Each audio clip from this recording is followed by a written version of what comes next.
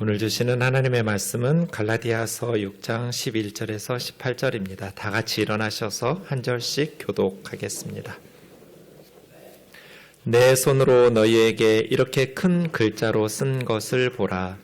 물은 육체의 모양을 내려 하는 자들이 억지로 너희에게 할례를 받게 함은 그들이 그리스도의 십자가로 말미암아 박해를 면하려 함뿐이라. 할례를 받은 그들이라도 스스로 율법은 지키지 아니하고 너희에게 할례를 받게 하려 하는 것은 그들이 너희의 육체로 자랑하려 함이라. 그러나 내게는 우리 주 예수 그리스도의 십자가 외에 결코 자랑할 것이 없으니 그리스도로 말미암아 세상이 나를 대하여 십자가에 못 박히고 내가 또한 세상을 대하여 그러하니라. 할례나 무할례가 아무것도 아니로되 오직 새로 지으심을 받는 것만이 중요하니라. 무릇 이 규례를 행하는 자에게와 하나님의 이스라엘에게 평강과 긍휼이 있을지어다. 이후로는 누구든지 나를 괴롭게 하지 말라. 내가 내 몸에 예수의 흔적을 지니고 있노라. 형제들아, 우리 주 예수 그리스도의 은혜가 너희 심령에 있을지어다. 아멘. 기도하고 말씀 보겠습니다. 하나님 아버지, 은혜를 감사합니다. 시간도 하나님의 사랑하는 주님의 백성들이 함께 모여 예배합니다.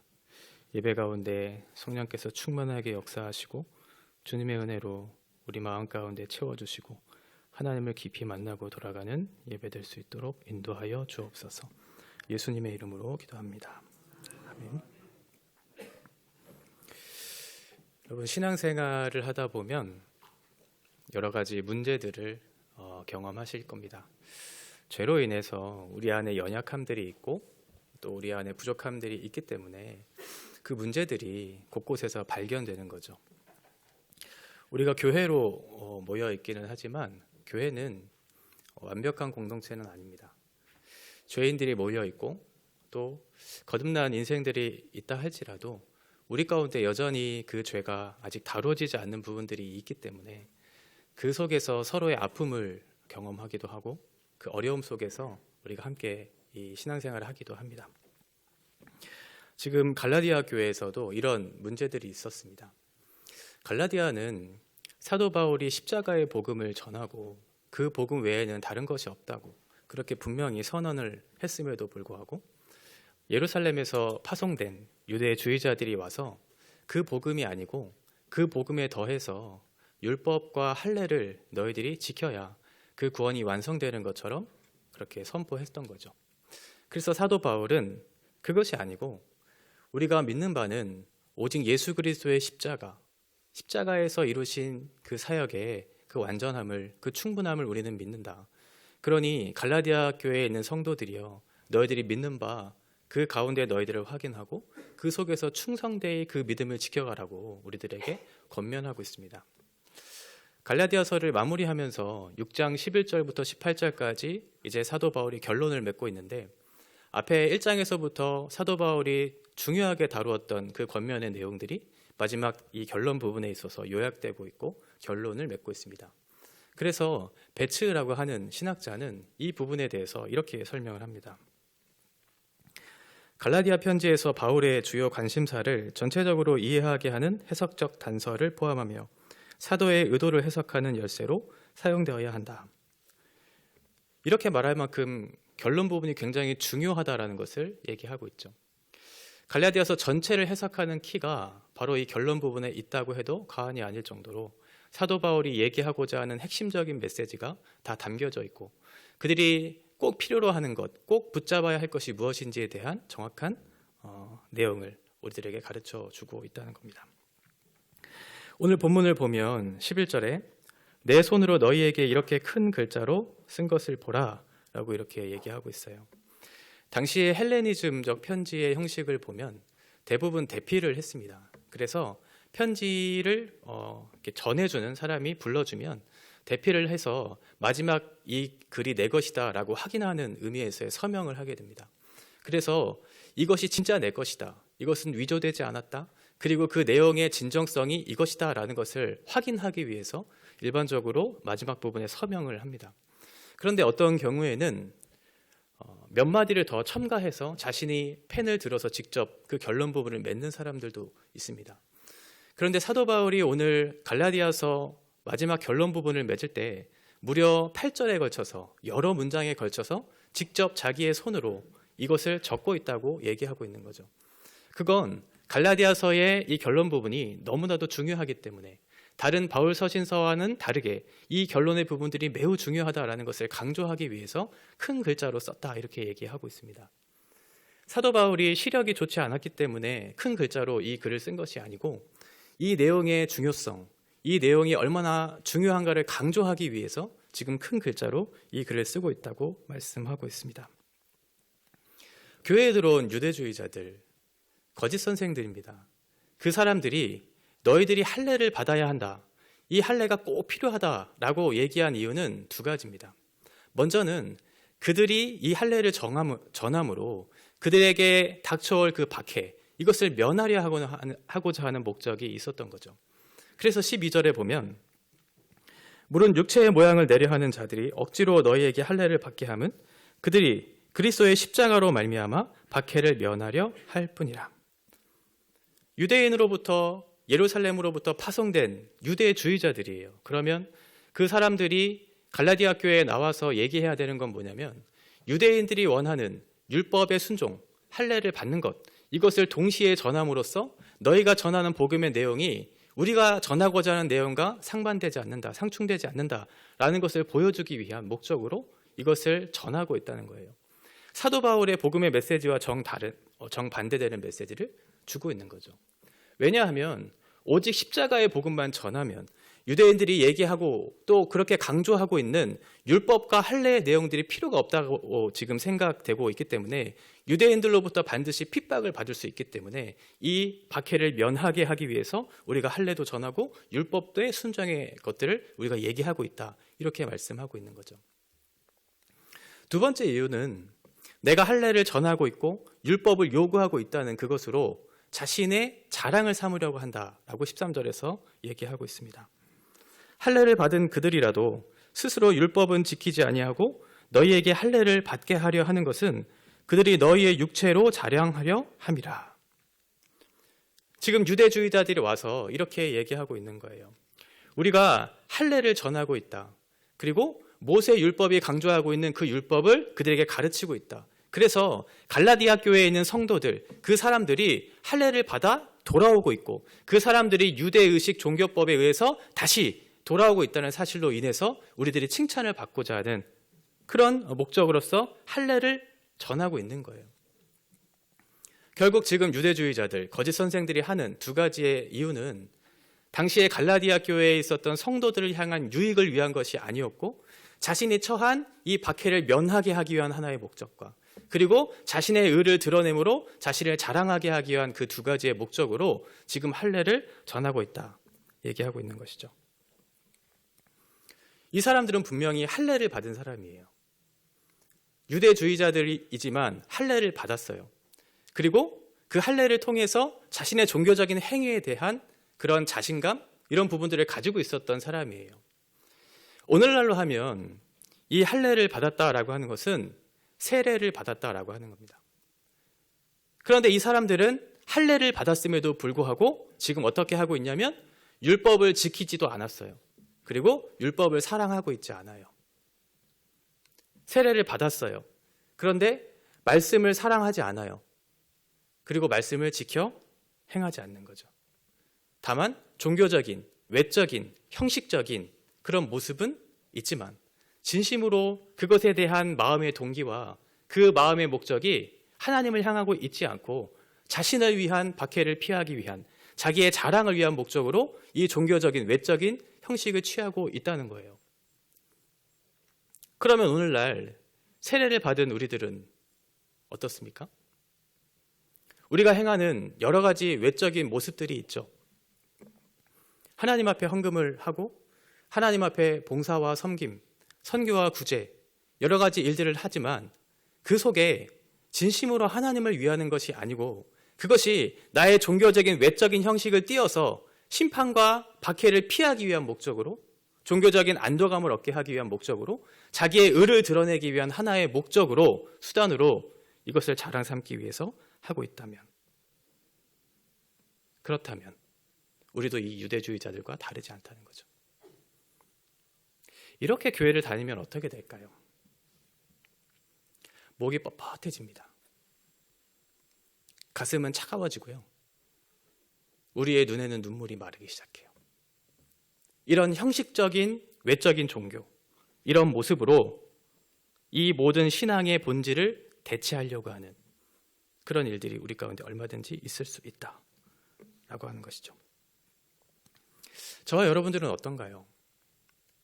내 안에 사시는 그리스도, 내 안에 살아계시는 그리스도, 그분으로 인한 감격, 그 은혜가 나의 삶 가운데 지금 흘러가고 있는가? 그것이 나의 마음을 지배하고 있고, 그것이 동기가 되고, 그것이 목적이 돼서 하나님 앞에서의 섬김과 하나님 앞에서의 간절한 소망을 담아 우리의 삶을 살아내고 있는가? 이 기독교의 심장은 바로 이 은혜에 대한 이 감각을 놓치지 않는 거예요. 그 은혜가 내 안에 있는가라고 하는 거죠. 사도 바울은 앞에 있는 유대주의자들과는 다르게 그들의 형식적인 외적인 종교적인 형태를 띠어 자기의 신앙을 대체하려고 하는 그런 모습들을 꼬집으면서 14절에 내가 지키고 내가 원하고 내가 살아내고자 하는 십자가의 복음은 이렇다라고 14절에 얘기하고 있어요. 그러나 라고 시작하죠. 그러나 내게는 우리 주 예수 그리스도의 십자가 외에 결코 자랑할 것이 없으니 그리스도로 말미암아 세상이 나를 대하여 십자가에 못 박히고 내가 또한 세상을 대하여 그러하니라. 이렇게 얘기하고 있어요. 사도 바울은 우리가 아는 것처럼 굉장히 자랑할 거리가 많은 사람이었습니다. 학벌도 좋은, 또 가문도 좋은, 사람들로부터 인정을 받을 만한 충분한 열심도 있었던 그런 사람이에요. 그런 사도 바울이 예수 그리스도를 만났어요. 예수 그리스도를 만나자마자 사도 바울의 가치가 바뀐 거죠. 내 인생의 전부라고 생각했던 그동안의 율법과 그 율법에 대한 행위를, 자기의 의를 가지고 또 그것으로 신앙을 대체하려고 했었던 자신의 모습들을 거두고 그 예수 그리스도 앞에 절대적인 가치를 발견해서 그동안 내가 자랑하고 의로 삼았던 그 모든 것들이 상대적인 가치로 여겨지고 모든 것이 배설물과 해로 여겨지면서 내가 자랑할 것은 오직 예수 그리스도의 십자가뿐이다 라는 것을 강력하게 얘기하고 있는 거죠. 사도 바울이 왜 나는 예수 그리스도의 십자가 외에는 알지 않기로 작정했고 나는 예수 그리스도의 십자가 외에 자랑할 것이 없다고 그렇게 얘기했는가? 이유는 간단해요. 십자가 앞에서 내가 누구인지를 발견한 거예요. 그동안 내가 자랑 삼아 했던 세상의 가치와 질서에 부합하면서 마치 그것이 나를 윤택하게 하고 나를 높이는, 나를 영광스럽게 하는 수단이라고 여겼던 그 사도 바울이 진짜 가치가 무엇인지, 절대적 가치가 무엇인지를 발견함으로 내가 가지고 있었던 모든 것들이 상대화되면서 주님 앞에 이렇게 고백하는 거죠. 내가 그동안 그렇게 살아왔던 것이 너무나 하나님 앞에 죄스럽습니다.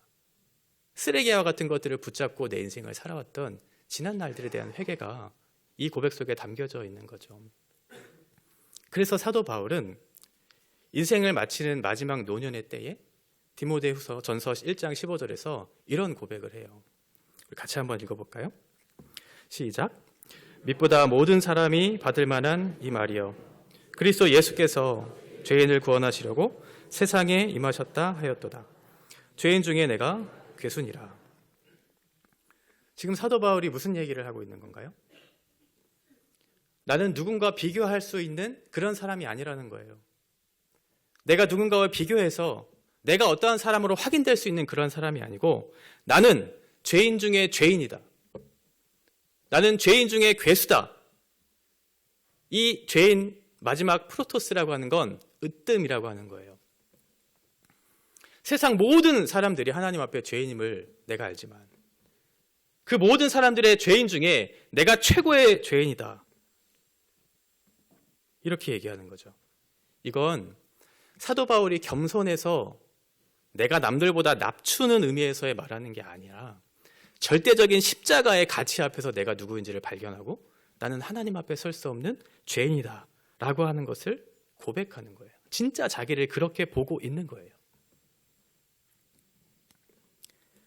복음을 알면 알수록 우리가 하나님의 은혜 외에는 바랄 것이 없고 붙잡을 것이 없고 자랑할 것이 없다라는 사실을 날마다 발견하게 되죠. 이런저런 모양으로 세상 사람들이 또 주변의 사람들이 우리를 칭찬한다 할지라도 그것으로 나를 설명할 수 있지 않아요. 십자가 앞에 절대적인 내 모습을 보았기 때문이죠. 그래서 나는 하나님 앞에 설 수 없고 하나님 앞에 죄인 중에 괴수일 뿐이라고 그렇게 고백할 수밖에 없는 거죠. 자기를 그렇게 보는 것, 그 십자가의 은혜 안에 내가 어떠한 존재인지를 발견하게 되는 것, 그렇게 되면 어떻게 될까요? 내가 그동안 자랑했던, 내가 그렇게 욕망했던 그것들이 다 배설물로 여겨지면서 그 모든 것들을 자랑 삼는 일을 부끄러워하겠죠. 그래서 사도 바울이 이렇게 얘기하는 거예요. 로마서 3장 또 에베소서 2장에 보면 그런즉 자랑할 때가 어디냐? 있을 수가 없느니라. 무슨 법으로냐? 행위로냐? 아니라 오직 믿음의 법으로니라. 너희는 그 은혜에 의하여 믿음으로 말미암아 구원을 받았으니 이것은 너희에게서 난 것이 아니요 하나님의 선물이라. 행위에서 난 것이 아니니 이는 누구든지 자랑하지 못하게 함이라. 자기가 어떤 인생인지를 발견했어요. 자기가 어떻게 사도로 부르심을 받았는지를 발견했어요.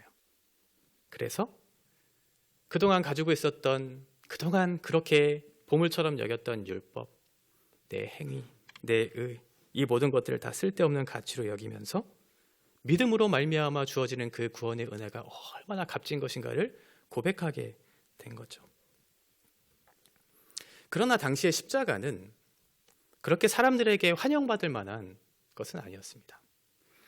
유대인들이 봤을 땐 십자가는 하나님의 저주를 받는, 하나님의 저주의 상징이었어요. 그 십자가만을 전하는 건 저주를 받는 사람들이 전하는 것이라고, 그래서 미련한 것이라고, 거리끼는 것이라고 생각했어요. 우리는 십자가만 전하는 것을 원하지 않는다. 하나님께서는 우리에게 율법도 주셨고 할례도 주셔서 그것들을 지켜 행함으로 말미암아 우리가 구원을 받는 것이지, 십자가에 달려 죽는 것? 그것으로 우리에게 구원이 주어진다? 거리끼는 거죠. 그래서 유대주의자들이 두려워했잖아요. 십자가의 복음만 전하기를 두려워했던 거죠. 왜요? 박해를 받을 거니까요. 그래서 율법도 더하고 할례도 더하면서 우리가 이것들을 했습니다. 우리가 이것도 했습니다. 라고 하면서 박해를 면하려고 했던 거죠. 이방인들에게는 어떤 것인가요? 이방인들에게 있어서 십자가에 달려 죽는다는 건 있을 수 없는 거죠. 지혜롭지 못한 거예요.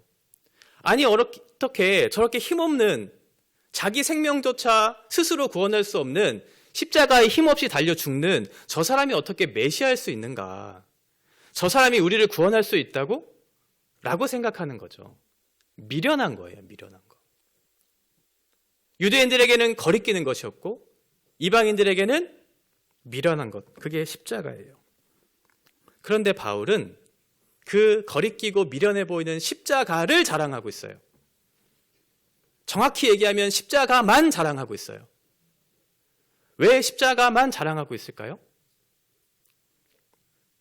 그 십자가 앞에 하나님의 지혜와 하나님의 사랑과 하나님의 은혜가 무엇인지 담겨져 있었기 때문에 그렇죠. 구약은 십자가에 대한 약속을 주고 있어요. 메시아에 대한 약속을 주고 있어요. 그리고 신약은 그 메시아에 대한 약속의 성취가 이루어지고 있다는 것을 우리들에게 보여주죠. 모든 것이 십자가를 향하고 있다는 거예요. 아담이 타락한 이후 죄가 세상에 들어왔어요. 그래서 우리 모든 인류는 죄의 비참함, 그 고통 가운데 피할 수 없는 사람들이 되었어요. 전적으로 무능력한, 전적으로 타락한, 아무것도 할 수 없는, 알 수 없는 그런 연약한 인생들이 되었어요. 그런데 하나님께서는 그런 인생들을 향해 당신의 백성으로 구원할 그 구원의 계획을 세우셨어요. 그래서 구약의 많은 선지자들에게 당신의 뜻을 베풀어 주기를 시작하셨죠. 내가 이러한 계획을 가지고 있고 네가 이 계획 속에 포함되기를 바란다. 그래서 선지자들을 향해 계속해서 말씀을 부어주셔서 당신의 백성들이 돌아오기를 바라는 마음으로 그 말씀을 계속해서 주고 계셨다는 거예요. 뿐만 아니라 일시적으로나마 하나님 앞에 나아갈 수 있는 길을 열어주셨죠. 제사제도였어요. 제사제도를 통해 하나님이 어떠하신 분인가에 대한 그 만남을 우리에게 주실 수 있는 그 길을 열어주신 거죠. 하나님은 얼마나 거룩하신 분인가, 하나님은 얼마나 영광스러운 분이신가 라는 것을 그 제사를 통해 알게 하시고, 그리고 장차 오실 메시아를 대망할 수 있는 마음을 주셨어요. 일시적이었지만 그 영광스러운 하나님을 만나고 싶은 마음들이 우리 가운데 생겨나게 된 거죠. 그래서 하나님의 아들이신 예수 그리스도께서 이 땅에 인간의 몸을 입고 오셨어요.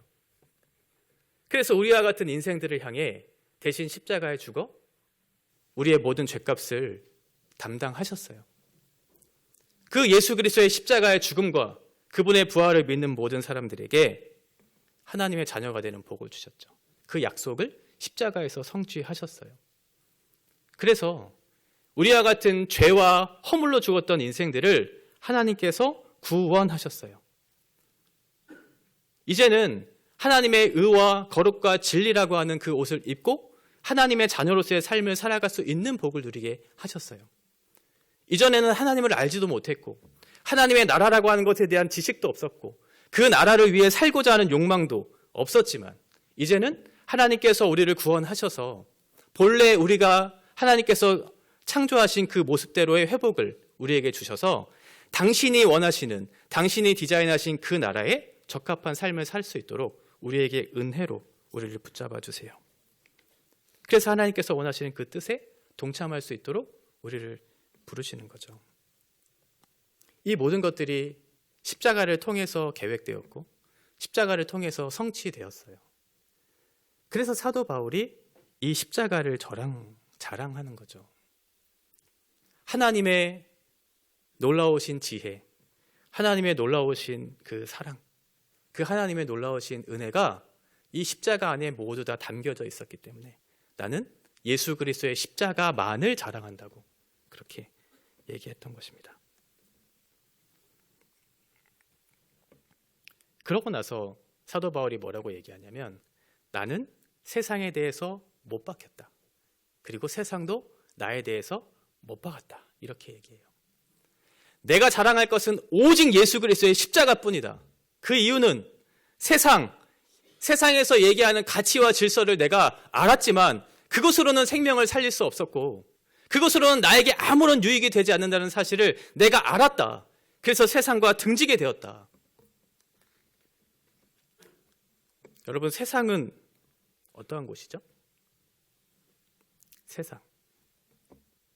세상은 죄가 지배하는 모든 삶의 질서와 방식을 얘기해요. 그 세상이라고 하는 곳에는 하나님이 없어요. 세상이 만들어 놓은 질서, 세상이 만들어 놓은 방식, 그것을 따라 살아가는 것이 세상을 따라 살아가는 것이다 라고 얘기하는 거죠. 이런 세상에 대해서 바울은 죽었어요. 왜냐하면 예수님 때문에. 그 십자가에 달리신 예수님이 누구인지를 알았기 때문에 모든 것을 다 상대화하면서 절대적인 가치의 눈을 열고 그 그리스도만을 붙잡고 그 십자가만을 붙잡고 살아가기로 결단했던 거죠. 여러분들이 가지고 있는 여러 가지 자원들이 있을 거예요. 내가 가지고 있는 것들로 상대방을 판단할 수 있잖아요. 그죠? 내가 가지고 있는 더 나은 것, 더 높은 것, 이런 것들로 사람을 판단할 수 있어요. 그런데 그리스도인들은 사람들을 그렇게 보지 않아요.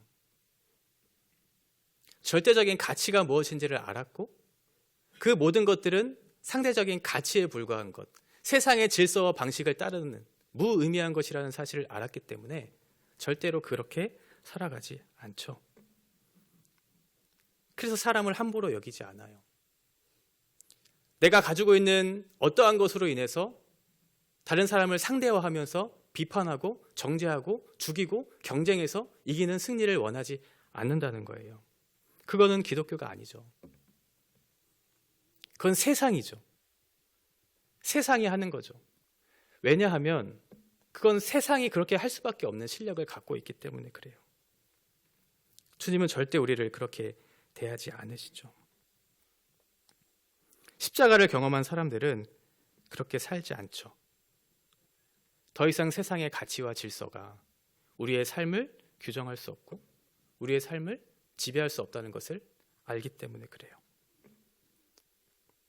그래서 그리스도인들은 세상을 바라볼 때 아파해요. 세상의 왜곡된 질서를 보면서 정죄하고 비판하는 것으로 끝나지 않아요. 그 아픔된 왜곡된 현실을 보면서 주님의 마음으로 그 세상을 바라보는 거죠. 그 왜곡된 질서와 방식이 하나님의 은혜로운 통치의 질서의 방식으로 바뀌었으면 좋겠다. 그것을 간절히 바라는 그 마음이 우리 가운데 생기는 거죠. 마치 예수님이 이 땅에 오셔서 하셨던 것처럼 우리도 예수님을 따라 그 왜곡된 질서의 방식을, 삶의 방식을 바꾸어내므로 하나님의 나라가 이 땅에 이루어지기를 소망하는 마음들이 그리스도인들 가운데는 있다는 거예요. 예수의 흔적을 따라 이 땅을 살아내기를 바라는 사람들. 이 사람들이 바로 성도들이에요. 저와 여러분들이 성도잖아요.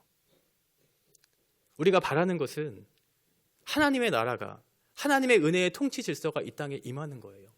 그런 세상으로, 그런 관점으로 세상을 바라보고 사람들을 바라보면서 모든 것들을 상대화하고 경쟁하고 짓밟고 이기려고 하는 이 세상 속에 절대적인 가치의 눈을 뜨고 하나님께서 우리에게 원하시는 그 진리가 무엇인지를 붙잡고 그것들을 따라 살고자 하는 마음들이 우리 가운데 있는 거죠. 너무나 귀한 이름을 우리에게 주셨어요. 하나님의 백성이 된다는 건 이 땅에 어떠한 것으로도 만들어낼 수 없는 가치를 발견했다는 것이거든요. 그것으로 대체할 수 없다는 것을 발견한 사람들이에요. 그래서 그 새로운 통치와 질서 속에 내가 놓이기를 원하고 그 새로운 통치와 질서에 부합한 삶을 살아내기를 열망하는 마음들이 우리 가운데 있다는 거죠. 근데 이것이 어떻게 가능한가? 우리의 행위로, 우리가 가지고 있는 율법으로, 우리가 가지고 있는 실력과 자격과 공로로 이것들이 이루어지지 않는다는 거예요. 이 시작을 알리는 지점이 어디냐면 새롭게 태어나는 거예요. 내가 무엇인가를 열심히 노력해서 만들어내야지 해서 될 수 있는 영역이 아니고 하나님께서 우리를 완전히 바꾸어 놓으셨을 때, 우리를 새로운 사람이 되게 하셨을 때 비로소 그 가치에 눈을 뜨게 되고 그 질서와 방식에 부합한 삶을 살게 하기 위한 마음의 소원들이 우리 가운데 일어난다는 거예요. 그래서 15절에 보면 할례나 무할례가 아무것도 아니로되 오직 새로 지으심을 받는 것만이 중요하다. 지금 사도 바울은 할례를 받는가, 할례를 받지 않는가, 이게 중요한 게 아니고 진짜 중요한 건 뭐냐면 내 안에 진실한 내면의 변화가 있는가, 이게 중요하다는 거예요. 중심이 바뀐 거죠. 외적인 형태, 외적인 행위, 이것으로 우리의 신앙의 본질을 대체하려고 하지 말고 진짜 네 속에 예수 그리스도로 말미암는 내면의 진실한 변화가 있는가, 그게 중요하다고 지금 얘기하고 있는 거예요. 그래서 로마서 2장 28절과 29절에 이렇게 얘기하고 있죠. 무릇 표면적 유대인이 유대인이 아니오 표면적 육신의 할례가 할례가 아니니라. 오직 이면적 유대인이 유대인이며 할례는 마음에 할지니 영에 있고 율법의 조문에 있지 아니한 것이라. 그러니까 사도 바울이 지금 진실한 변화 없이 행하는 모든 외적인 행동들에 대해서 율법의 행위라고 그렇게 규정을 하고 있는 거예요. 세례를 몇 명이나 받았는가? 교회가 얼마나 많이 모이는가? 이게 교회의 건강함을 측정하는 기준이 되는 것이 아니라 그 구성원 각각이 정말 진실한 변화가 있는가? 이걸 보는 게 진짜라고 하는 거죠. 우리 안에 그런 진실한 변화가 있나요? 내가 무엇인가를 하고 있어요. 우리 교회가 추구하는 방향이 있어요. 그래서 그곳으로 안도감을 갖고 있다면 우리는 유대주의자들과 다를 게 없죠. 중요한 건 내 내면에 진실한 변화가 있는가예요. 예수 그리스도의 생명이, 예수 그리스도의 그 은혜가 내 삶에 흘러가고 있는가? 그리고 그것으로 인해서 내 삶의 목적과 동기와 방향이 설정되고 있는가? 이렇게 새롭게 된 사람들은 사도들이 전하여 준 그 복음을 따라 살고자 하는 거룩한 열망들이 생겨나죠. 이전에 알고 있었던 그 모든 질서, 방식, 그것들을 다 하찮게 여기고 예수 그리스도 안에서 발견한 절대적 가치, 그 십자가에 나타난 하나님의 지혜와 사랑과 은혜가 무엇인지를 발견함으로 그 질서에 부합한 삶을 살고자 하는 거룩한 열망들이 생겨나기 시작해요. 그런데 문제는 뭐냐면 우리가 그렇게 살 수 없다는 거예요. 그 능력이 우리 가운데 없다는 거죠. 율법으로 해봤어요. 열심히 행위로서 무언가를 이루려고 노력해봤어요. 그런데 안 되죠. 자기의 의가 되죠. 자랑이 되죠. 우리의 실력 없음이 드러나요. 그래서 새로운 사람을 입은 사람들이 열망하는 그것을 붙잡고 살아내기 위한 하나의 조건이 있는데 그게 뭐냐면 성령 하나님의 도우심이에요. 우리의 의지로는 불가능한 그 일을 성령께서 도우셔서 내가 원하는 하나님 나라의 통치와 질서 안에 내가 있고 싶은 마음이 우리의 삶 가운데 현장 속에서 누려지게 하는 거죠. 16절에 보면 무릇 이 규례를 행하는 자에게와 하나님의 이스라엘에게 평강과 긍휼이 있을지어다 이렇게 얘기하고 있죠. 이 규례를 행한다라고 하는 이 단어가 갈라디아서에서 이미 한번 언급했던 적이 있어요. 5장 25절에 보면 성령으로 행할지니라고 하는 그 단어와 동일한 단어거든요. 그러니까 규례를 행한다라고 하는 것은 그리스도 예수 안에서 성령의 도우심을 받아 따라가는 삶을 지금 얘기하고 있는 거죠. 그래서 성령의 도우심을 받아서 새롭게 지음 받은 사람답게 삶을 살아가다 보면 어떠한 결과를 맺게 되냐면 평강과 긍휼이라고 하는 그 복을 너희들이 누리게 될 것이다 라고 설명하고 있어요. 이 모든 것들의 시작과 과정과 결론은 우리 인간 행위 안에 있지 않고 오직 하나님의 은혜의 결과, 성령 하나님의 도우심을 따라 우리가 살아갈 때 비로소 평강과 긍휼이라고 하는 복이 너희에게 주어질 것이다 라고 말씀하고 있죠. 정리하면 이거예요. 우리의 인생의 시작을 예수 그리스도를 믿는 믿음 안에서 시작되었고 그 시작된 결과 그 과정을 거쳐야 하는데 그것은 우리의 힘으로 되지 않고 이것을 가능하게 하는 하나의 원인이 무엇이냐면 성령 하나님의 은혜의 통치 안으로 들어가는 거예요. 그래서 우리가 예수님을 믿고 성령 하나님의 은혜의 도우심을 따라 살 때 비로소 하나님께서 우리에게 주시고자 하시는 그 평강과 긍휼이 우리 가운데 있을 것이다. 이것을 지금 사도 바울이 얘기하고 있는 거죠. 이 16절까지의 내용, 사도 바울이 그토록 갈라디아 교인들을 향해 또 수많은 성도들을 향해 그토록 얘기하고 싶었던 이 복음의 메시지, 자신을 포기하면서까지 자기의 박해와 고난도 상관하지 않고 이 복음을 전하려고 하는 사도 바울의 열망이 이 가운데 담겨져 있다는 거예요. 왜곡된 복음?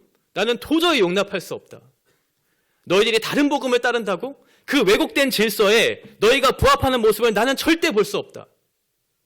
나는 예수 그리스도의 십자가만을 자랑하는 그 복음을 너에게 전할 것이고 너희도 그 십자가만을 붙잡고 살아가는 것이 인생의 가장 큰 복이라는 것을 내가 알게 하기를 원하노라.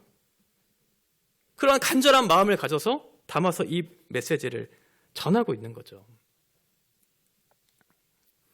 사도 바울은 복음에 미친 사람이에요.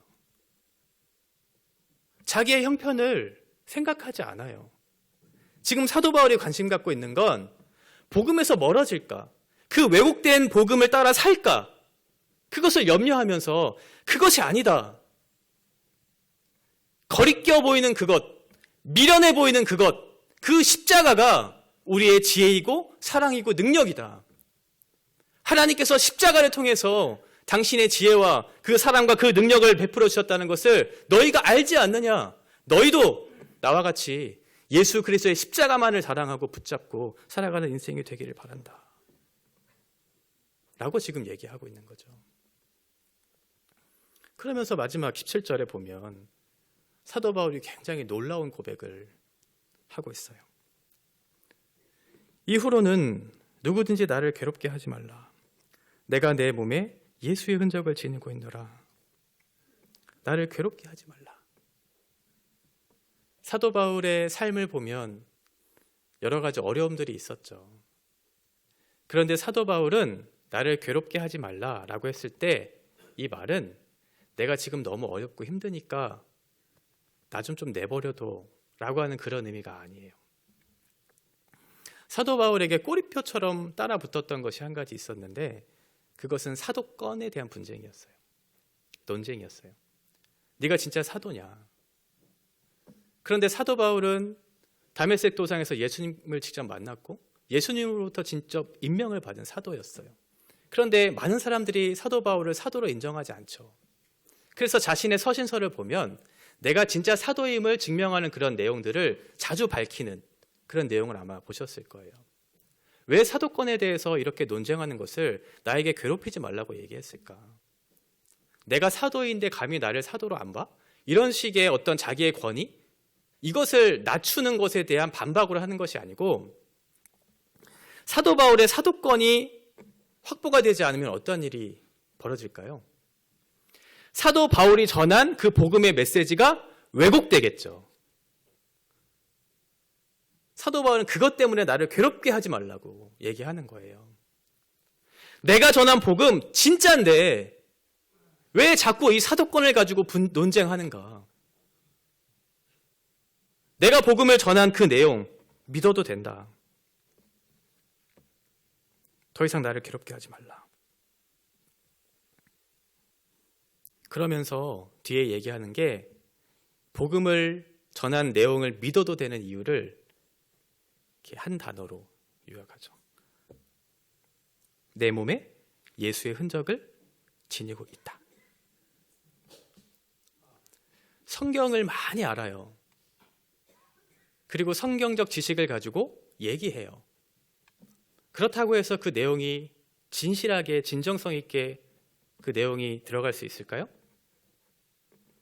사도 바울은 굉장히 뛰어난 지식가였어요. 성경 박사였어요. 그런데 자기가 가지고 있었던 어떤 지식으로 이것을 확인시켜 주려고 하지 않고 내 안에 있는 예수의 흔적을 보라고 얘기하는 거죠. 이보다 더 확실한 증거는 없다고 지금 얘기하는 거예요.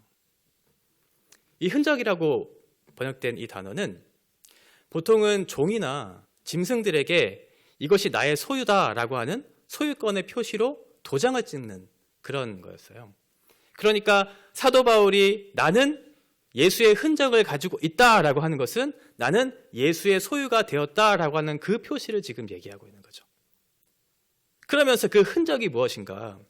이 흔적은 그동안 사도 바울이 예수 그리스도를 믿고 예수님을 따름으로 나타났던 수많은 박해와 고난의 내용들을 얘기하는 거예요. 내가 예수를 따름으로 인해서 얻어진 박해와 고난이 내 안에 있다. 내 몸의 흔적으로 남아있다. 이보다 더 확실한 없잖아요. 그래서 그 흔적을 얘기하고 있는 거죠. 고린도후서 11장 23절과 27절에 보면 사도 바울이 그동안 사도의 역할을 하면서 받았던 수많은 고난에 대해서, 박해에 대해서 이렇게 정리하고 있습니다. 우리 길지만 같이 한번 이렇게 읽어보겠습니다. 시작. 그들이 그리스도의 일꾼이나 정신없는 말을 하거니와 나는 더욱 그러하도다.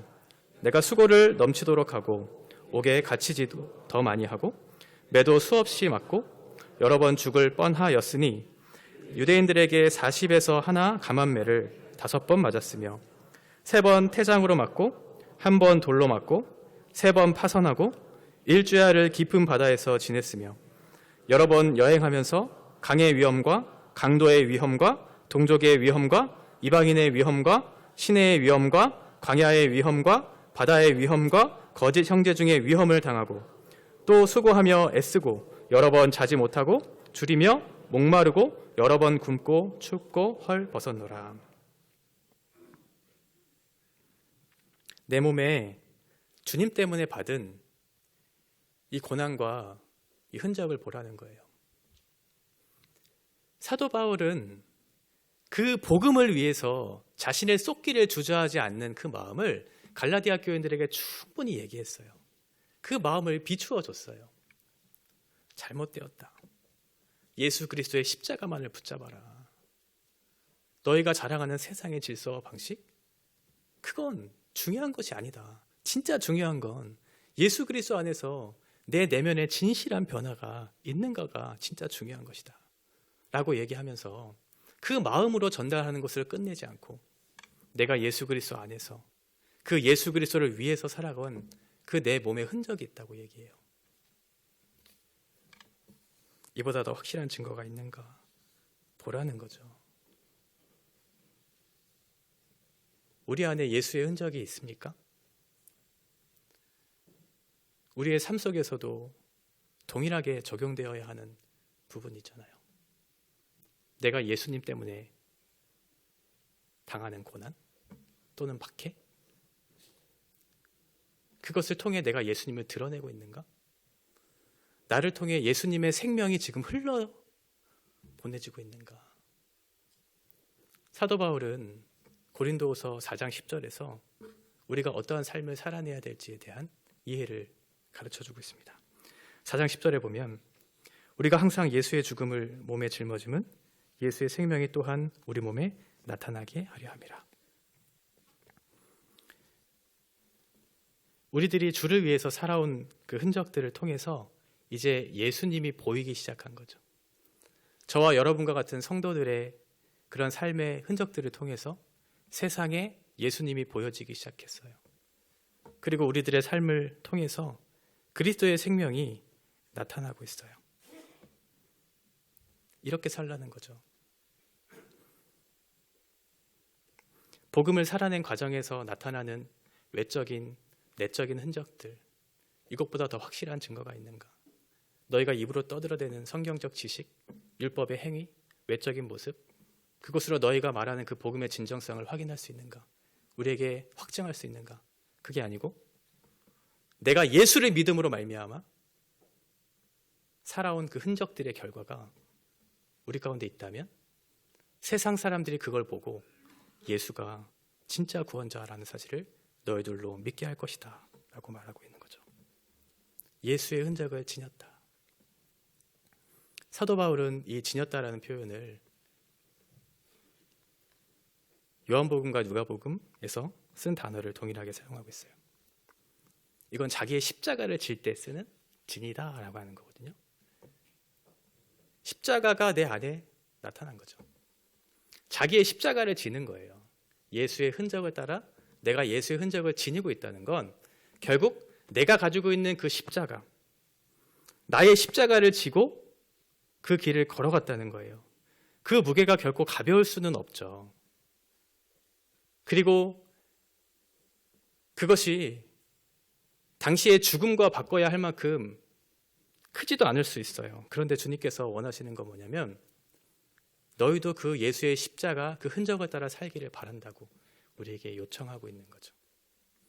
각각의 크기는 다르고 무게는 다르고 그 방식은 다르겠지만 너희도 예수의 흔적을 따라 살기를 원한다. 그런데 그 예수의 흔적을 따라 살기를 원한다는 그 사도 바울의 그 말에 이것으로 우리의 힘과 우리의 능력으로 대체될 수 없다는 사실을 마지막에 강조하면서 너희가 진짜 붙잡아야 할 것이 있는데 그게 뭐냐면 마지막 18절에 보면 형제들아 우리 주 예수 그리스도의 은혜가 너희 심령에 있을지어다 이렇게 얘기하고 있어요. 하나님께서 우리를 자녀 삼아 주셨고 그 자녀의 복된 인생들을 살게 하셔서 당신의 생명과 당신의 은혜가 흘러보내기를 원하시는 그런 마음을 주시는데 그것으로 끝내는 것이 아니라 우리에게 그 은혜를 주셔서 그렇게 살 수 있도록 우리를 다루어가 주신다는 거예요. 그래서 갈라디아서 처음 시작 1장 3절에서부터 마지막 18절 마무리를 하면서 예수 그리스도의 은혜가 너희를 그렇게 살게 할 것이라고.